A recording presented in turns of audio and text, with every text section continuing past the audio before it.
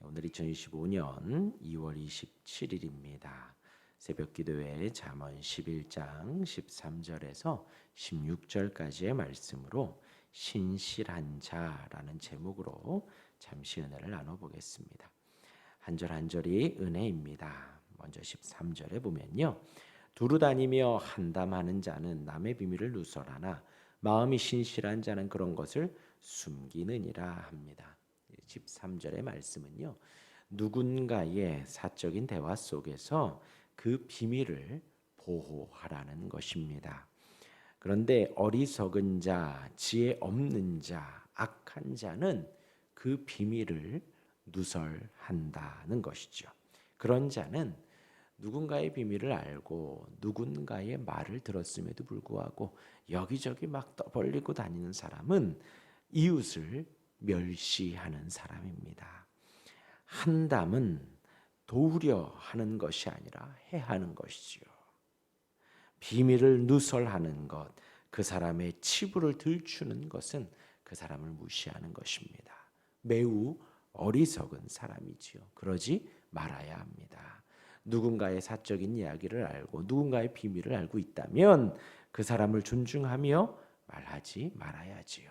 그러지 말아야 합니다. 그것은 어리석은 자다라는 것이죠. 반대로 신실하다라는 것은요, 믿음직스럽다라는 것이지요. 지혜로운 사람은 누군가의 비밀을 듣고 사적인 이야기를 들었을 때에 그 사람을 존중하여서 그런 것들을 숨겨준다는 것입니다. 신실하다, 믿음직스럽고 성실하여 신뢰할 만하다라는 것이에요. 우리가 왜 신실해야 할까요? 하나님 앞에 신실해야 합니다. 왜요? 하나님이 우리 앞에 신실하기 때문입니다. 우리가 방금 찬양한 대로 봄철과 또 여름, 가을과 겨울 하나님께서 사시사철 우리에게 신실하셔서 아침과 저녁의 때에 따라 먹을 양식을 때에 따라 살아갈 힘을 주십니다. 하나님이 우리에게 신실하셨습니다. 그러하기에 우리도 하나님 앞에 신실해야지요. 마찬가지로 우리의 이웃에게 우리가 신실해야 합니다. 믿음직스럽고 성실하여 신뢰할 만하다라는 평가를 우리가 들어야지요.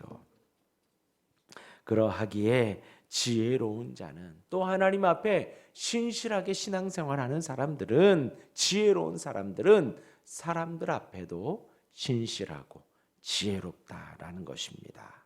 그러기에 믿건 믿지 않건 모든 영혼들은, 모든 사람들은 존중받아야 하고 우리가 존중해 주어야 합니다.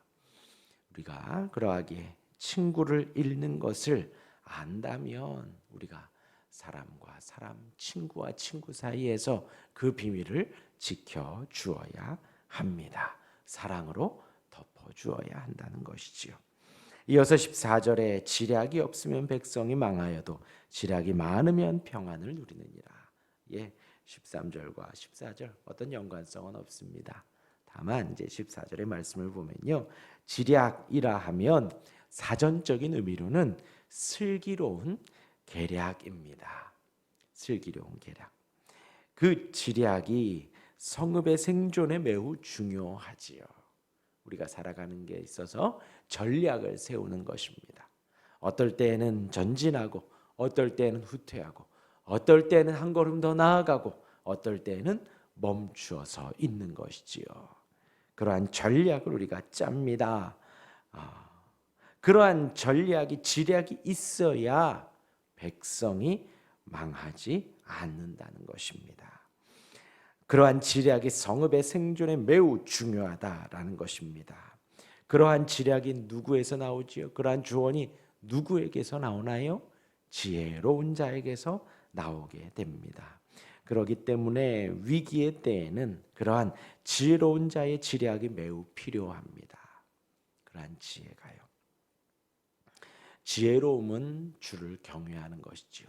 성경에서 지혜롭다라는 것은 주님을 경외하는 것입니다. 주님을 따르는 것이지요. 주님이 주는 지혜와 지식은 주님을 경외하면서 나옵니다. 하나님의 영광을 나타내려 하는 것, 하나님의 영광이 우선인 것, 그것은요, 그것은 그들이 짜내는 지략 가운데에 있게 되어지는 것이지요. 그 지략으로 그 백성들이 살아갑니다. 백성이 평안을 누립니다. 하나님께 영광 돌리는 것이죠. 오직 그 목적으로 나아가는 것입니다. 하나님의 이름이 드러나고 하나님의 신실하심이 드러나고 하나님의 지혜가 드러나 살아가는 사람, 그 사람이 지혜로운 사람이고 그 사람이 지략을 가지고 성읍을 다스리고 지략을 가지고 백성을 통치하게 되는 것이지요. 그러기에 여호와를 경외하지 않는 자는 어리석은 사람입니다. 지략이 없는 사람이지요. 무조건 돌격 앞으로가 정답이 아니지요. 그러한 사람은 이런 표현이 맞지 모르지만 무식한 사람입니다. 무식한 사람. 무식하다, 이제 성경에서는 무지라고도 합니다. 무지하면 안 됩니다. 무지는 죄악이라고 했습니다. 그래서 우리가 신앙생활함에 있어서도 맹신은 피해야 합니다. 무턱대고 믿는 것은 피해야 해요. 다 따져보아야 합니다. 냉철하게요. 돌다리도 두드려보고 건너는 거예요. 무지로 말미암아 많은 죄가 생산이 되는 것입니다. 많은 죄가. 더 나아가서 이 지략이라 하면 지혜로운, 아까 말씀드린 대로 계략이라고 했지요. 그것은 키를 조정하는 것과도 같습니다. 우리가 배를 탈 때에 이제 저희는 배를 탔습니다. 군 생활에서 고무보트를 탔는데요. 고무보트를 탈 때에 모타를 달 때도 있고 모타를 달지 않을 때도 있습니다. 그런데 이제 보트만 들고 나가고 페달질을 하는 거죠. 6명, 7명이 그 고무보트에 타서 6명은 페달을 젓습니다. 그리고 마지막 한 명이 뒤에서 같은 페달을 가지고 키로 조절을 합니다. 혹은 모터를 달면 페달질을 하지 않아도 되지요. 근데 모터를 달면 모터로 가지만 거기에서도 키를 잡습니다. 키가 없으면 방향 설정을 못합니다. 아무리 6명이 장정들이 페달질을 하여서 앞으로 나가도 키 잡은 자가 제대로 방향 설정을 하지 않으면 그 배는 산으로 가게 되어 있습니다. 목적지에 도달할 수 없다는 것이지요. 지혜로운 자가 키를 조절을 해야 한다는 것입니다. 지략은 키를 조절하는 것과 같습니다. 키를 바로 잡으면 방향이 올바르게 갑니다. 조금 더딜 수는 있습니다. 모터로 하면 금방 가지요. 그러나 페달질을 하면 더디 갑니다. 그러나 방향이 같으면, 방향이 바르면 좀 더디 가더라도 올바른 목적지에 가게 되어지죠. 그러나 지략이 없다는 것은 이 키가 없다는 것과 같아요. 무지하다는 것은 이 키가 없다는 것과 같습니다. 무턱대고 열정이 많은 사람 가장 위험하지요. 가장 위험하지요. 그러면 안 됩니다. 혼자 죽는 게 아니라 백성이 망한다는 것이지요. 여러분, 다윗과 솔로몬도 하나님을 경외하며 지식이 많았음에도 불구하고 모사를 두어서 나라를 경영하였습니다. 지략이 없으면 백성이 망합니다. 반대로 슬기로운 계략, 그 지략이 있을 때에, 올바른 길을 쥐고 있을 때에 백성이 살게 되고, 그러한 지령이 백성을 평안하게 하는 것입니다. 이어서 15절을 보면요, 타인을 위하여 보증이 되는 자는 손해를 당하여도 보증이 되기를 싫어하는 자는 평안하니라. 예전에 한번 보증을 말씀드린 적이 있습니다. 보증이라 하면 자신이 감당할 만큼만요. 감당할 힘이 없으면서 보증이 되는 자는 큰 손해를 당하지요. 큰 손해를 당하죠. 누군가를 돕고 싶다면 보증의 방법이 아니라 내가 할 수 있는 만큼 주면 됩니다. 내가 할 수 있는 만큼, 내가 감당할 수 있는 만큼 주고 끝내면 됩니다. 보증 쓰지 말라는 거예요. 기쁨으로 줄 수 있는 만큼만 주면 되는 것입니다. 그러기에 그것이 아닌 이상 타인을 위하여 보증이 되는 자는 손해를 당하게 되는 거예요. 단순히 물질적인 손해가 아니라 그것을 넘어서 영혼이 파리해지고요, 친구 관계가 끝나고요, 또 본인만 영혼이 파리해지는 게 아니라 가족들 모두가 다 힘들게 되는 거예요. 그러하기에 보증이 되기를 싫어하는 자는 평안하니라. 보증이 되어서 많은 빚을 떠안으면 그 빚을 다 탕감할 때까지 마음이 불편하지요. 그리고 또한 우리는 보증하면 이제 우리 주님을 생각을 하면 됩니다. 우리 주님을, 우리의 죄의 보증을 우리 주님이 지신 거예요. 우리의 죄의 그 삭을 우리 주님이 다 지불해 주신 것입니다.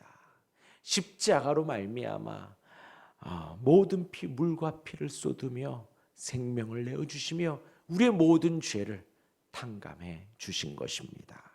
그래서 보증하면, 여러분, 성경에서 보증하면 서면 안 된다. 그리고 누군가를 도와주려는 선한 마음이잖아요. 내가 해줄 수 있는 만큼만. 그리고 또 한 번 더 보증하면 십자가, 이렇게 묵상하시면 돼요. 우리 주님이 이 땅에 오셔서 십자가를 지시는 만큼 우리의 죄의 삭을 우리 주님이 보증해 주셔서 대신 갚아 주셨기에 우리가 자유를 얻고 하나님을 아버지라 부르며 우리가 신앙생활을 해가는 거예요. 우리 마음 안에 하나님을 찾으려는 열망. 오늘 이 새벽에도 피곤하지만, 오늘 이 새벽에도 조금 더 잠을 청할 수 있지만 그러지 않고 주님을 향해 나온 것이지요. 그러한 영적 자유함이 어디서부터 나왔는가? 2000년 전 나를 위해 지신 그 십자가로 말미암은 것입니다. 그 십자가의 은혜가 없다면, 주님의 죽으심이 없었다면 우리의 죄의 삭을 우리가 감당해야 하고 우리의 죄의 보증을 우리가 다 토해내어야 하는 것입니다. 그 죄의 삭은 사망이에요.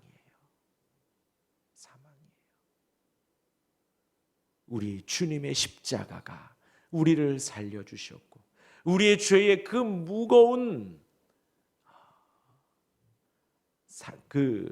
우리의 죄의 그 무거움을 다 덜어내 주시고 이제 주 안에서 자유함을 허락해 주신 것입니다. 얼마나 감사한지요. 마지막 16절입니다. 유덕한 여자는 존영을 얻고 근면한 남자는 재물을 얻느니라. 여기서 유덕한 여자는 하나님을 경외하는 여인을 말을 합니다. 다르게 말하면 성경에서 말하는 현숙한 여인이지요.